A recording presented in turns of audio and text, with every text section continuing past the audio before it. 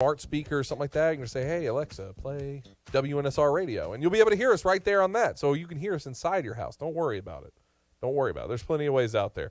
But now we get to talk some college basketball as we do every Tuesday with our good buddy Blake Lovell. You can find him on Twitter at the Blake Lovell. Covers all things SEC sports for the 14 Southeastern.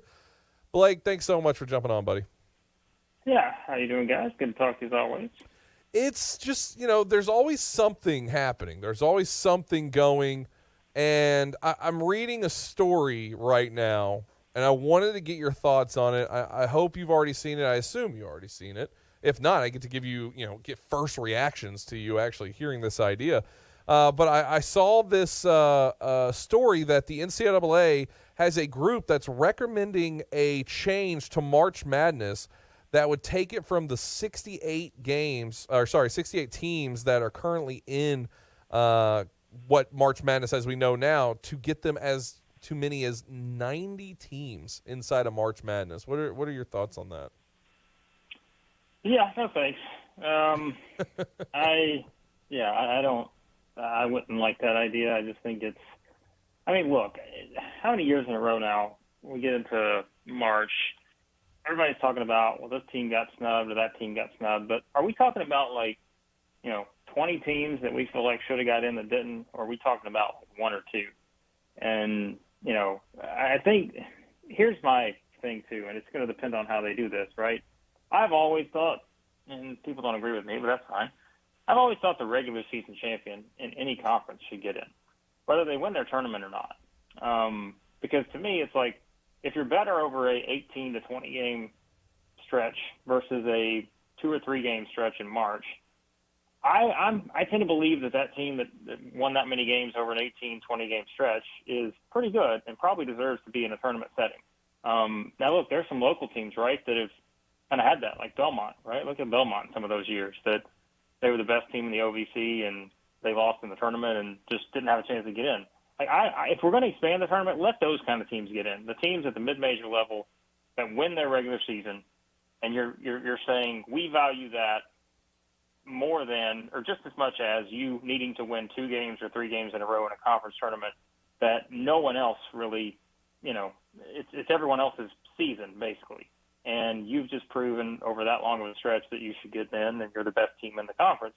So if we're going to do it, that's the teams I want to see get in. I don't want to see even if the SEC guy, right? I don't want to see the 9th best team in the SEC get in.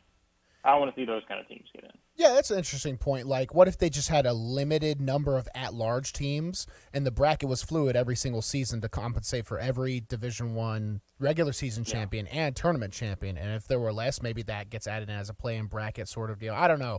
But that's an interesting thought process, I think, because the regular season should be rewarded. I mean, it shouldn't be trivialized. Yeah, and I just brought up Belmont because they're the one that popped into my mind, but I know there's other teams probably locally, that have been in that spot before, and I don't know, Lipscomb probably may have been there some years, and there are others I'm sure, but it's like, that's the thing. Like, I feel like I make that argument sometimes, and people are just like, what are you talking about? Like, the tournament should matter. Well, of course, I'm not saying tournament shouldn't matter, but I also think that 18-game stretch where a team goes 15-3 and just happens to shoot bad, on a 1-game stretch to the 8th place team that has nothing to play for and has nothing to lose, it's just kind of, I think that to me has always stood out as something that if you're ever going to talk about expanding the tournament, which they are now, and we know, guys, like, it's all about money, and expanding the contract means more games, more money in people's pockets. But I think if you're going to do it, I would want to see some sort of directive that says we're going to do this, but we are going to do it with the thought that every regular season champion gets in, and then if you want to have like a moving number or whatever based on who wins the tournaments and who doesn't, I don't care. I just think that's something that should be. And look, they don't pay me to figure that out, and I don't even know what to tell you about figuring out how that would work. But I think that's something that should be discussed, maybe more so than just let's just find a way to add 22 more teams. Talking with Blake Lovell, covers all things SEC as my voice goes away. Bad thing for a radio guy to lose his voice. You follow him on Twitter at @TheBlakeLovell. Bruno, what do you got for Blake? Blake, Vanderbilt is favored nearly double digits. How did you see this line? Do you already know what I'm talking about? Vanderbilt, South Carolina, the matchup of the SEC, already the season and the new year coming up. I want your thoughts on this game and how Vanderbilt could be such a big favorite. South Carolina that bad? Yeah, I think so. Yeah, they are, and I think that's, like you said, you're not the first person that's brought that up. Like, wow, is this really what it should be? But I mean, watching South Carolina play, it's interesting because they got a win over Clemson first of November. They got a win over Western Kentucky recently, which that's not a terrible win. Now, they've lost 4 in a row, but yeah, it's not a bad win. But in the grand scheme of things, if you watch South Carolina play, they're one of the worst offensive teams I've seen in the SEC in quite a while.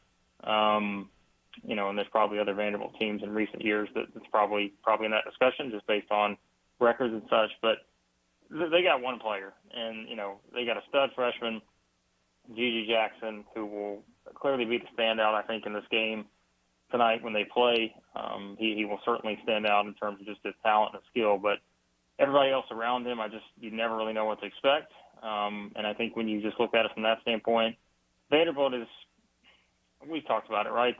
Their ceiling is not very high right now, but I also don't think that they are a bad team necessarily. And I think South Carolina feels like a bad team right now. And but this is one of those, listen, you want to talk about Vanderbilt fans are frustrated to this point, being 7-6 and losing at home to Grambling and, those kind of games.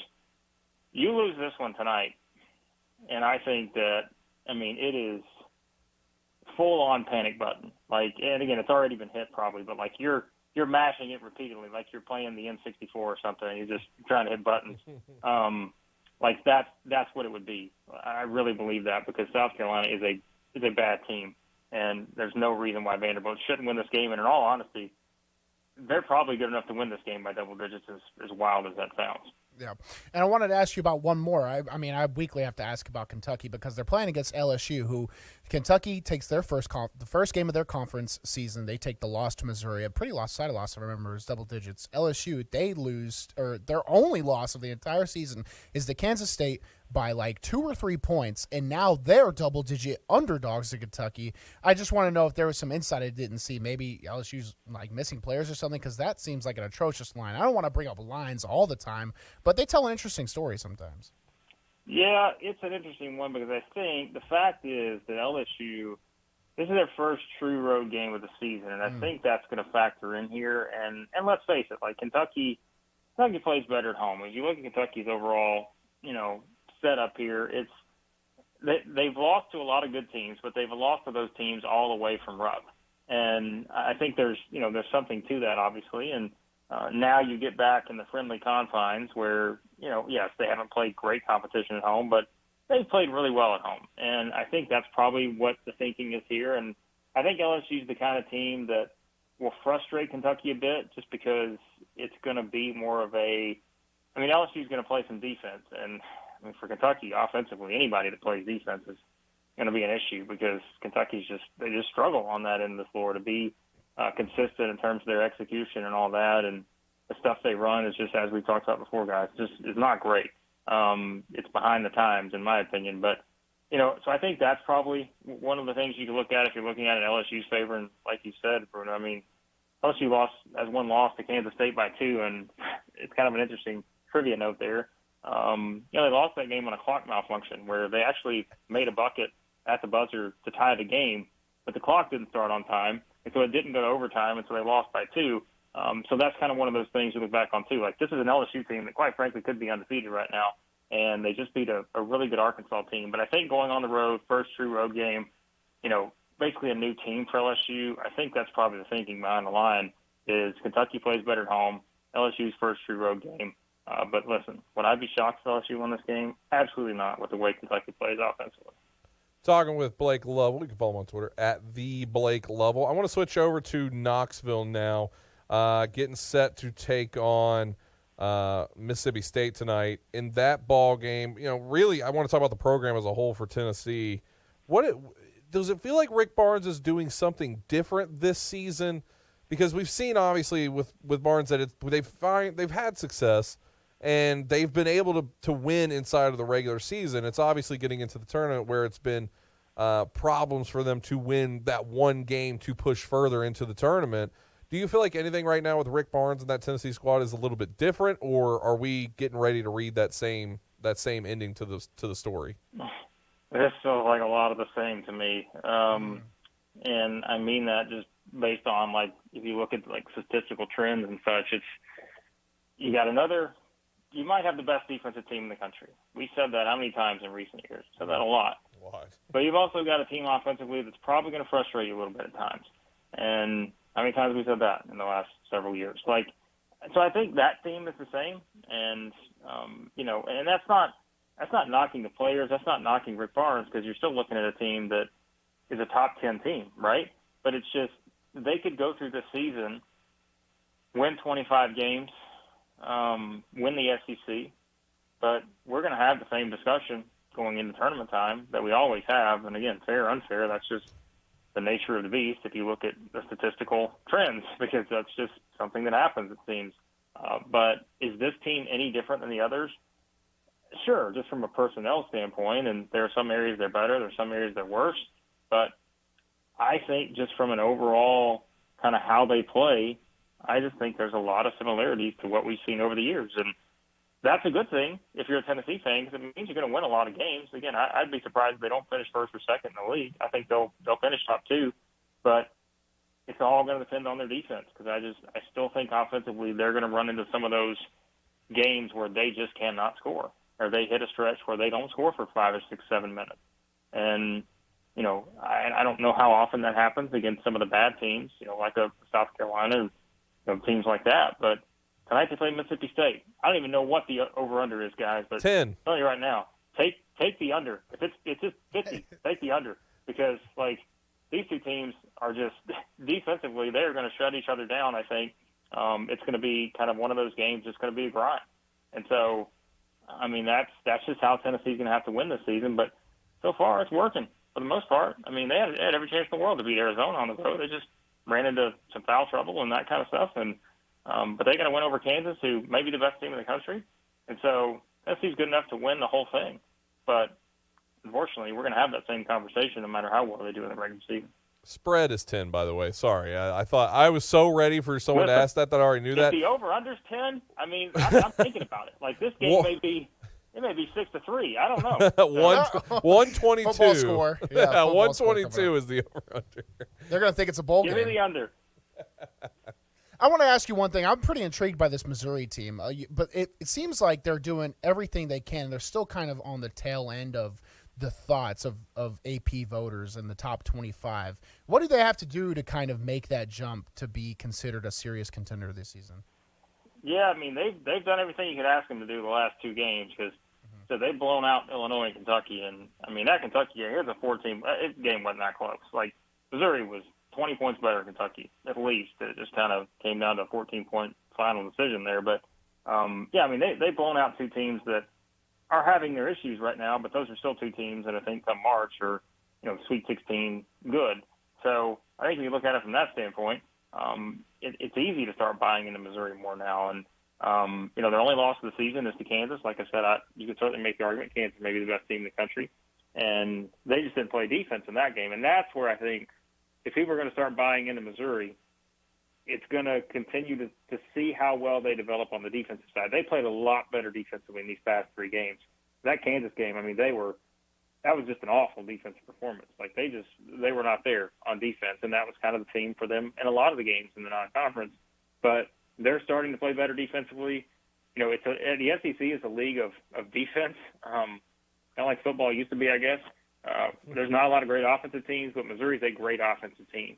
And that's why I think with their ability to score, they can beat anybody they play. Anybody on their schedule the rest of the way they can beat, just because they're so good on offense.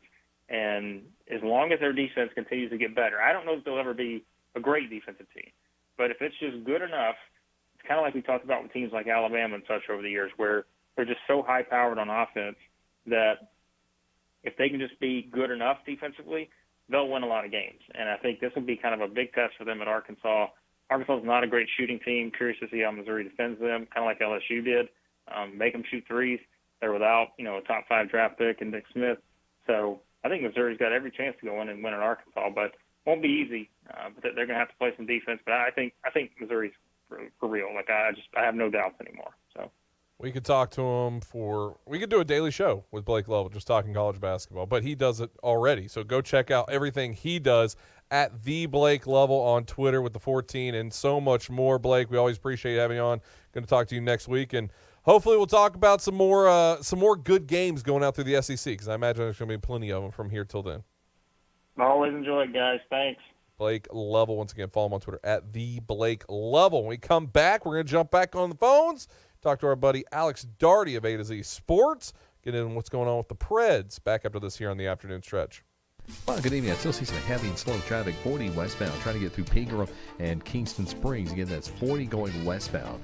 A lot of that traffic's headed out towards Dixon County. Still a little bit heavy, but moving better than it was on 24 East at Bell Road, where we had a 2-car crash a little bit earlier. It's just heavy already. 24 just trying to get out to Murfreesboro, Rutherford County. Nash Painting Services, all of Middle Tennessee. They're online at nashpainting.com. I'm Commander Chuck with your on-time traffic. The FanDuel Sportsbook app, America's #1 sportsbook. New customers get a no-sweat first bet up to $1,000. That's free bets back if your first bet doesn't win. Just sign up and use the promo code BKING. Combine your bets for a chance at a bigger payout for the same game parlay. With live betting, you'll get updated odds on games that have already started. And when you win, you get your money really fast. It's a safe app. It's easy to download and super easy to use. Sign up today. Use that promo code BKING for your no sweat first bet. That's promo code BKING. Must be at least 21. Present in Tennessee. First online real money wager only. Refund issued as non-withdrawable free bets that expires in 14 days. Restrictions apply. See terms at sportsbook.fanduel.com. Gambling problems, call the Tennessee Red Line 800-889-9789. Douglas is a real Prevagen user and paid testimonialist. My name is Douglas. I'm 79 and I live in Chicago. I'm a writer, director. I used to be a marathon runner. Now I'm a walker. In the kind of work that I do, you are surrounded by people who are all younger than you. Memory became a factor. As everyone gets older, where did I put my keys? But I had to get help to stay competitive. I happened across Prevagen, and I started taking it. I saw myself having an improved memory, which at the same time, I felt better about myself. I could not be doing what I'm doing today had it not been for Prevagen. Prevagen, healthier brain, better life. Prevagen is available in stores everywhere. Based on a clinical study of subgroups of individuals who are cognitively normal or mildly impaired, this product is not intended to diagnose, treat, cure, or prevent any disease. Greg Pogue back once again to tell you about Bongo Java, Nashville's oldest and most celebrated coffee company, now also located in the Omni Nashville Hotel. Reward yourself for surviving Nashville traffic with fresh, locally roasted coffee, classic handcrafted espresso drinks, and fresh baked goods all day long. And free Wi-Fi, so you don't have to work from home. #1 in customer service. You made it through the traffic. Reward yourself with a perfect pick-me-up at Bongo Java. Fresh coffee, delicious treats, great atmosphere. Open 6 a.m. until 2 p.m. daily. Bongo Java at the Omni Nashville Hotel. Your exclusive National Sports Radio, WNSR, sky scan forecast. This afternoon, cloud showers and maybe a thunderstorm, high 74. Cloud showers and in spots of thunderstorm tonight, low 56. Stray thunderstorm to start Wednesday, otherwise sunny, high 60 early with temperatures falling. Utilizing the resources of the Weatherbug Network on National Sports Radio, I'm WNSR's meteorologist, Jim Rinaldi. Sports Radio, WNSR. The afternoon stretch. The best show?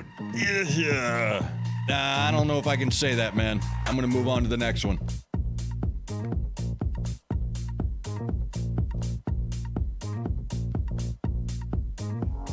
The afternoon stretch. Now's our favorite time of the week. We get to talk to best friend of the show, Alex Daugherty of A to Z Sports, covers all things Preds for them. You can follow him on Twitter at AlexDaugherty1. Alex, I hope you had a fantastic New Year, my man. I I did. I had a little bit of a health scare, I'll be honest. I won't go into the details, but everything is all good now. So the only reason I mentioned that is obviously because of the news of yesterday.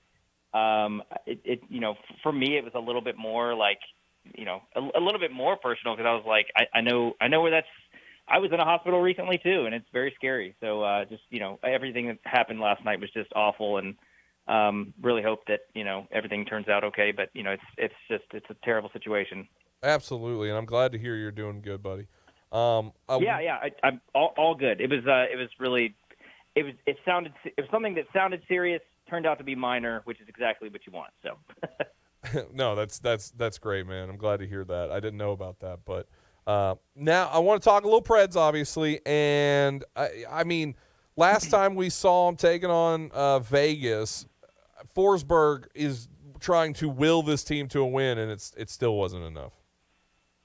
Yeah, that was a pretty dynamic performance from Philip Forsberg, a hat trick, including the third goal coming with like 3 seconds left.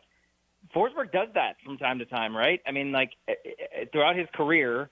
I mean, first of all, you don't get to become the all-time leading scorer of a franchise without having stretches where you just score a lot of goals for the franchise, right? So he's done this many times. I pointed out after the game that was Phil Forsberg's 9th hat trick. No one else in the franchise has more than 4. So he's like just far and away the best, goal scorer they've ever had. And in dominant performances like that, you see why they wanted to keep him. You see why they wanted to pay almost $9 million for him. And I think the biggest thing with Forsberg right now is how long will he sustain it? Because when he goes on these tears, sometimes it's a couple games or a full. Sometimes it's a couple games where he does that. Sometimes it's multiple weeks. A few years ago, he had back-to-back hat tricks, which was just, for the Nashville Predators, was like an insane thing to happen. We didn't even know that was allowed. It was just like, how can you get back-to-back hat tricks from the same player? Well, he did it, and they won both games, and it was pretty incredible. So, how long will it last? Will it continue tonight against Montreal, or will he kind of go quiet again? That's the question with Forsberg usually. Tonight, taking on the Canadians, what do we think is going to happen there? Well, so Montreal is not very good. They have – I don't know exactly what their last few records or few games or anything, but they're a below 500 team. They're not as good as Nashville, but they've got some good young players. I mean, Cole Caulfield has been a really good player, a first-round draft pick, and Nick Suzuki's their captain. I mean, they've got some good players, but they're not a very good defensive team. I mean, they have Jake Allen and Sam Montembeault. I don't know who's going tonight in goal, but I like the Predators' chance of scoring some goals, especially since they just played Vegas, scored 4 against them. They had 6 against the Anaheim Ducks the night before. They've got 10 goals in their last 2 games. That's, for this Nashville offense, is like that's a huge amount of goals. So maybe they keep it going tonight and get a few goals against Montreal and come away with a win. Alex, I want to ask you a little bit of an outside-of-the-box question. Because you're a multifaceted individual, you don't just talk hockey. I'm sure you keep up with everything around Nashville. Absolutely. So. That's I come on this show because of the outside-of-the-box thinking that you provide. Oh, we're done giving you normal questions. Well, the problem is that's the only way I think. So I want to know which job would you think is the more attractive one? If you were to come in and run either of Nashville's pro franchises, do you think the Titans, as it is right now, Titans or Preds, which one would you have to take? Gun to your head, you're like, this one's less of a dumpster fire, I'm going to take this one. Okay, so let me just ask, is this like, am I answering this question as, okay, personally, I am motivated more by just overall success rather than just like making money. So like, I'm assuming you're not asking me which franchise would make me more money, because clearly which one is going to be easier on your mental health to operate? Okay. I would probably pick the Predators. Yeah. I would probably pick the Predators because the NFL right now just seems like, I mean, I know there's a lot of people that complain about the NHL and a lot of the things that they do, but I think overall the NHL has a lot of things figured out. They have they have a relatively safe sport that they're governing. They have most of their major scandals kind of taken care of. I just feel like the NFL has a lot of that stuff still still not addressed. I mean, like last night notwithstanding, just the general, concerns about concussions and everything with the NFL just seemed like a whole hassle and something that is just in dire need of addressing. Mm-hmm. Of course, the NHL has those issues too, but that's not the only part. I think the NHL has a lot more room to grow in terms of the fan base. I mean, I'm not just talking about reaching into different franchises, but I think there's a lot of people out there that still don't quite get how fun of a sport it is. And with that respect, there's only one way to go it up. If you live in the United States and you don't know about the NFL by now, I mean, who even is that? What person? There's not many of those people. So you've either got them now or you don't have them. I like the idea of being able to take a franchise and grow rather than just take a franchise over and have to maintain. So in that respect, I think I'd take the Predators. Hey, and I liked your answer there, 100%. The NFL is – they're kind of already topped up. It's cool to be on the ground level of something. So, which ground level, by the way, Well, that's a good point. Preds are super popular. It still popular. feels like there's a lot of room to grow. So it does in a way, I guess, but there's a real side to it where you're like, the Preds are – I mean, look, let's not act like at one point they were almost gone. Yeah. I mean, there was a radio host that was asking for them to die that ended up saving them. I won't go into who it was, but when you kill the thing or when you save the thing you've been trying to kill. Yeah, I mean that was actually happening. So there was already a time where I feel like the Preds they're a landlocked now to Nashville. I don't see a way they ever move out of here, and I think definitely not. Yeah. No, I agree. I agree with you. I think that they've got it situated where they're not going to leave. But I do think that there is always a worry that if they have sustained years of poor attendance to where, like they get 17,000 in there every night. I mean, not butts and seats, but like 17,000 tickets are sold. But if they were to go through a segment where they had bad attendance, and I'm talking like sub 10,000, like 8,000, 9,000 a night, and you did that for like 4 or 5 years, which, by the way, is probably what you would have to, how long it would take to tank and then actually be good again. Mm-hmm. I do think that there would be a loss, and a loss that you would really not be able to get back. There'd be a lot of people, because of how ticket prices are and the expense of going downtown and making it a night, I just think that would be too much of a loss. And that is why they're in the position they're in now, where they know they need to maintain competitiveness. They need to just make sure they win more games than they lose and make the playoffs. It's not about, for them, it's not about tanking to get the top player and then, you go on this crazy run where you got Crosby and Malkin and winning 3 Stanley Cups in 10 years. They're not going to be able to do that. They don't have the resources to be able to tank for a number of years and then come back from it. So, by the way, you asked me if it was Titans or Predators. I should have mentioned my first love is baseball. So I'm just saying, if there was a baseball team, I might want to run that one in Nashville. Yeah, Nashville Stars. We can talk to Smoke Robinson and try to get you over there. He's a friend of the show as well. I mean, running a baseball team would be an absolute dream for me. So that would be me in heaven would be me just running a baseball team. Billy Bean, just crunching the numbers, figuring it out. Like that would be just amazing. I'd Pete Rose it. I'd just gamble it. I don't think we gave you your roses either. No, that's what I was going to say. You were going to get there. You called an absolute lock. I mean, do you remember? Yeah, 6.5. Last week? Yeah, I'm talking. Yeah. Yeah, I'm 2-0 on this show. Yeah, I'm just saying. You got another one because I didn't put down, and now I'm going to. We got a final minute, so give us a good one here. I really don't have one tonight. I should have looked for. I don't have one tonight. Let me save it. Over for next under week. is 6 in this one right now. I don't like the over on that. I don't like the under either. I think 6. I think a 4-2 final sounds like something that would happen. So I wouldn't go with the over under. Alex Daugherty has been our guest. You can follow him on Twitter at AlexDaugherty1. Covers all things Preds for A to Z. Alex, I appreciate you so much, man. Glad you're doing well. We will see you next week. Absolutely. Thanks a lot. Take it easy. See you guys next week. Alex Daugherty, a wealth of information when it comes to Preds and other things. I didn't even know a big baseball guy. So now that sparks a whole new conversation going forward. Yeah. Watch it. We're all Moneyball. Can you just watch it? It's not an overly egregious long movie. Just watch it tonight. I will someday. I know you have time. Well, I mean, I get home at like 11 tonight. Yeah, you're not going to go to bed till like 5, though. So I don't know. I've been going to bed recently. I'm tired. No. Wake up and watch it. Just lay in the bed, have your phone. You're naked, probably. Yeah, might. Yeah, might be what you do. All right, we're done for today. And Devlin, no, Ohio State, that kick still missed. They haven't went back and changed it at all. Exactly. That was brutal. They still lost. We are done. Thank you to everybody who's called in, commented, watched the hour you did. We appreciate it. Remember, if nobody's told you, I love you and you matter. We will see you guys tomorrow here on Nashville Sports Radio.